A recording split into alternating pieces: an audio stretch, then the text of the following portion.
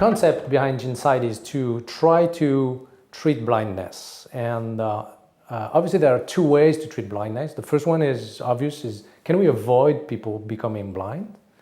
Or alternatively, can we use something to give back the sight to people who have lost it? And that's really what Gensight is about. The first goal, can we prevent sight degeneration? We're applying this in a very rare disorder called the Leber hereditary optical neuropathy, which is an affection of the optic nerve.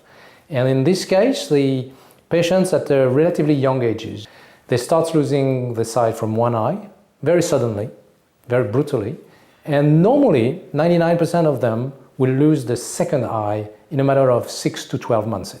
So it has been established for years that Leber neuropathy is linked to a mutation in the ND4 gene of the mitochondria. The breakthrough Gensight is bringing is the unique capacity to deliver this DNA material into the mitochondria.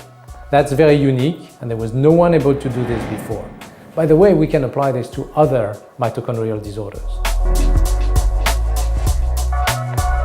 Leber neuropathy is an orphan disease. It's a rare genetic disorder. Probably between 1,100 to 1,500 new patients per year in North America and Europe. We believe that in this space we will obtain similar pricing as the regular orphan drug prices, probably several €100,000 per treatment. In fact, it's a wonderful time for gene therapy because it's coming of age, and you see gene therapy interest all over the place. Corporates are really highly interested into all these new gene therapy approaches these days, and in witness of this, we've been able to raise €35 million from blue chip investor Index, Versant, Novartis, and Abingworth.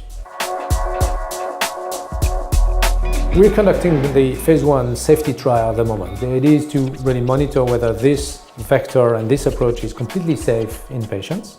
So it's doing well so far. We're mid-range of this trial. And then by the end of the year, once we have the safety data, we'll get into a pivotal trial, very straightforward pivotal trial, so that by mid to end of 2017, we will be able to require a market authorization in Europe and in the US.